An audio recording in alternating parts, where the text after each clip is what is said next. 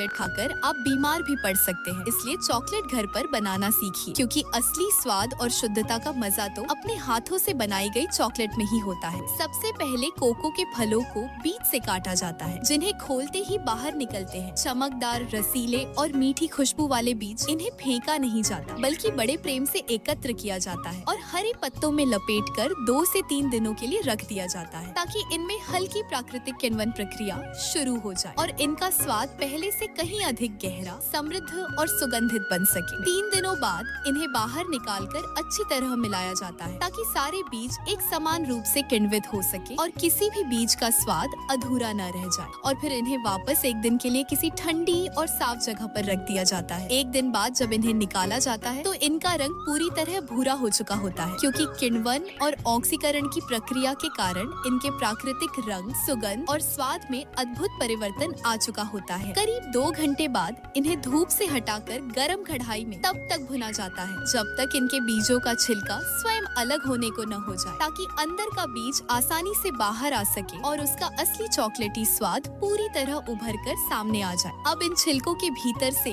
सारे काले बीज निकाल लिए जाते हैं और ओखली में डालकर बड़े धैर्य से कूटा जाता है, जब तक उनका महीन और खुशबूदार चूर्ण तैयार न हो जाए, जिसकी महक ही यह बता देती है कि कुछ बहुत स्वादिष्ट बनने वाला है। फिर इसे ग्राइंडर में डालकर थोड़ा कोको मक्खन, लिक्विड वैनिला एक्सट्रैक्ट और चीनी मिलाई जाती है और फिर इसे लंबे समय तक अच्छी तरह पीसा जाता है, ताकि मिश्रण एकदम चिकना, क्रीमी और रेशम जैसा मुलायम बन जाए। और ये देखिए, धीरे धीरे हमारा गाढ़ा और चमचमाता चॉकलेट लिक्विड तैयार हो जाता है। अब छोटे बड़े और अलग अलग आकार के सांचों में काजू, बादाम और पिस्ता बिखेर दिए जाते हैं, ताकि हर निवाले में मेवों का स्वाद और कुरकुरापन महसूस हो सके। और फिर ऊपर से यह पूरा चॉकलेट लिक्विड सावधानी से भर दिया जाता है, जिसे देखकर ही मुंह में पानी आने लगता है। अब बस थोड़ा धैर्य रखना पड़ता है, क्योंकि इन्हें 1 से 2 घंटों के लिए जमने हेतु छोड़ दिया जाता है। और जैसे जैसे समय बीतता है, वैसे वैसे यह मुलायम लिक्विड एक सुंदर और आकर्षक चॉकलेट का रूप लेने लगता है। और इसी प्रकार